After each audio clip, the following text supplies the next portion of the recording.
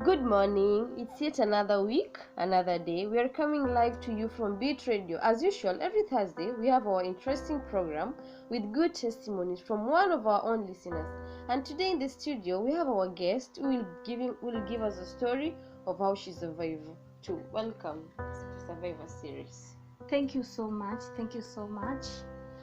Allow me not to give you my true identity. It's okay. But I'm from within this country, specifically in Nyanza province. Nyanza province is my motherland. I'm here to give you my testimony story, which made me go through a lot of pain and rejection from my family members. Okay. So I was born in a family of 3. With my father, we were a total of 5, and we were living in Nairobi, Darora, and we were amongst the richest people I ever knew around there.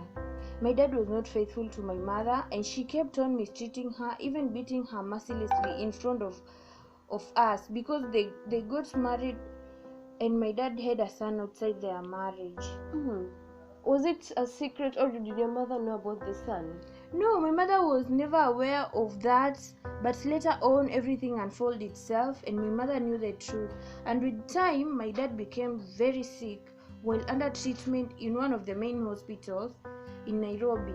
And my mother came to find out that he was HIV positive and he had infected her. Oh my God. Then after realizing what had happened, what did she do? Actually, it was a very tough moment for she could not accept the situation. She got very confused and even tried abandoning my dad from his sick bed. My father tried begging for forgiveness, but everything had already happened. Reality could not be changed. Just tell us more kindly. So, within 3 months, my father died and we were forced to shift from the city to the village because of financial issues. And my dad was the only one working at that time. The in-laws took away everything from us, claiming that ni mali ya mtoto wao. And that's when my sister got sick again and she was found again HIV positive. It was a sad moment. They chased us away from our father's land at that time. My elder sister was even sick. Okay, let me get this straight. So these are your relatives rejecting you. Your sister is positive again and you have been chased out of your home.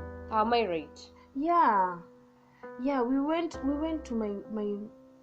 at my mother's home where she had only a stepmother, and we stayed there for 2 years. Our grandmother was mistreating us, including our uncles, because they were all stepbrothers and sisters. They considered my mom as mwana haram, someone who was born outside the marriage, claiming that she's not one of their blood. And after a while, I lost my mother from HIV again and uterus cancer. She was stressed up and even underwent depression, which could not spare her life anymore. And 1 year later, I lost my elder sister again and my young brother. I don't mean to be judgmental, but your grandmother is very merciless. What? Oh my God, you lost all your family members within a span of 2 years. How was that even possible?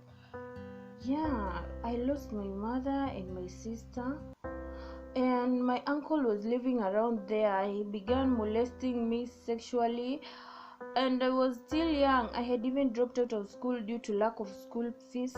I had decided to run away for my life, and that's when I was rescued in one of the orphanages. I have been raised from there for the past 10 years, and that is my home until now. And now I study at the University of Nairobi, taking a bachelor in mathematics and computer science. Wow, congratulations. For Thank a young you. age to go through that and still manage to make it through, that's kind of an achievement. So tell us about your health situation. Are you okay right now? Yeah, I'm very okay. And believe me, I'm the only one who survived from that catastrophe. I'm HIV negative. I know you can't believe, but trust me, I'm negative and I've done several testing. Awesome, that's good. Wow, that was such an interesting story. Very hurting indeed. We had today our guests, listeners back home. Every Thursday from 9 to 8 p.m. From 9 we are live on studio for the show. Thank you so much for being with us today. Until next week, bye-bye. She's a girl, bells on my